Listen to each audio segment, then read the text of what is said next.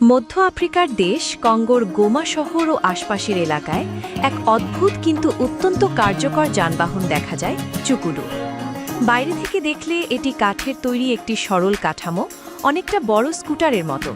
কিন্তু স্থানীয় মানুষের কাছে চুকুডু শুধু একটি বাহন নয়, এটি জীবিকা, শক্তি ও উদ্ভাবনী ক্ষমতার প্রতীক।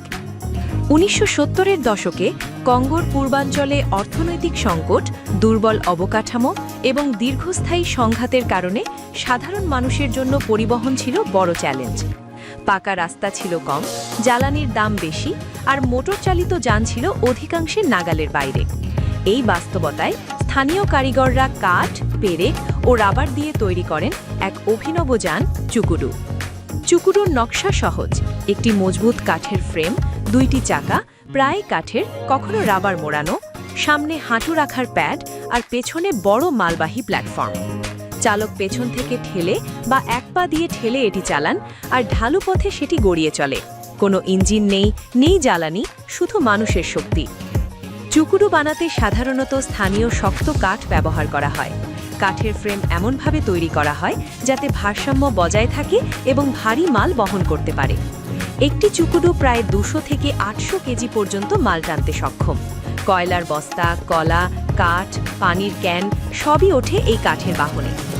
সামনের অংশে একটি নরম প্যাড থাকে যেখানে চালক হাঁটু রেখে শরীরের ওজন দিয়ে নিয়ন্ত্রণ করেন। পেছনের চাকা বড় ও শক্ত যাতে ভার বহন করতে সুবিধা হয়। অনেক সময় ব্রেক হিসেবে ব্যবহার করা হয় রাবারের টুকরো বা কাঠের ব্লক, যা চাকার সঙ্গে চেপে ধরা হয়। গোমা শহরে চুকুডু চালকদের বলা হয় চুকুডুরিস্ট। এরা ভোর থেকে সন্ধ্যা পর্যন্ত মাল পরিবহন করেন। অনেক পরিবারের একমাত্র আয়ের উৎস এই চুকুডু। এক একজন চালক দিনে কয়েকবার ভারী মাল এক জায়গা থেকে অন্য জায়গায় নিয়ে গিয়ে ভাড়া পান। এই আয় দিয়ে তারা পরিবারের খাবার, সন্তানের পড়াশোনা এবং চিকিৎসার খরচ চালান। গোমার আগ্নেয়গিরিময় ভূমি ও কাঁচা রাস্তা মোটরযানের জন্য কষ্টকর হলেও চুকুডু সেখানে অনায়াসে চলতে পারে।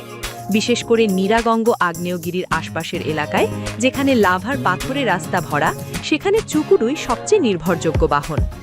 বর্তমান বিশ্বে যখন পরিবেশ দূষণ ও জ্বালানি সংকট বড় সমস্যা, তখন চুকুডু এক প্রাকৃতিক সমাধান।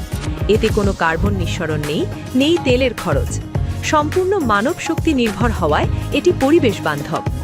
এছাড়া স্থানীয় উপকরণ দিয়ে তৈরি হওয়ায় এর উৎপাদন খরচ কম এবং রক্ষণাবেক্ষণ সহজ। কোনো অংশ ভেঙে গেলে পাশের কারিগরই সেটি মেরামত করতে পারেন। এই স্বনির্ভর ব্যবস্থা গ্রামীণ অর্থনীতিকে শক্তিশালী করে। তবে চুকুডুর জীবন সহজ নয়। ভারী মাল ঠেলে বা টেনে নেওয়া শারীরিকভাবে অত্যন্ত কষ্টকর।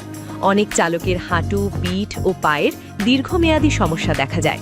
তাছাড়া দুর্ঘটনার ঝুঁকিও রয়েছে, বিশেষ করে ঢালু পথে দ্রুত নামার সময়। চুকুডু শুধু অর্থনৈতিক নয়, সাংস্কৃতিক প্রতীকও হয়ে উঠেছে। আন্তর্জাতিক মাধ্যমেও চুকুডু নিয়ে প্রতিবেদন হয়েছে, যেখানে এটিকে বিশ্বের সবচেয়ে ভারবাহী কাঠের স্কুটার বলা হয়েছে। গোমা শহরের রাস্তায় সারি সারি চুকুডু দেখা যায়, কখনো নতুন, কখনো বহুবার মেরামত করা পুরনো কাঠামো। প্রতিটি চুকুডুর পেছনে রয়েছে এক একটি পরিবারের গল্প, এক একজন মানুষের সংগ্রাম। বর্তমানে কিছু সংগঠন চুকুডুকে আরও উন্নত করার চেষ্টা করছে। চাকা আরও টেকসই করা, ব্রেক ব্যবস্থা উন্নত করা, এমনকি কিছু ক্ষেত্রে ধাতব অংশও যুক্ত করা। চুকুডু কাঠের বাইক কোনো আধুনিক প্রযুক্তির বিষয় নয়। এটি জন্ম নিয়েছে অভাব, সংকট ও প্রয়োজন থেকে। কিন্তু সেই সাধারণ কাঠের কাঠামোই হয়ে উঠেছে হাজারো মানুষের জীবনের ভরসা।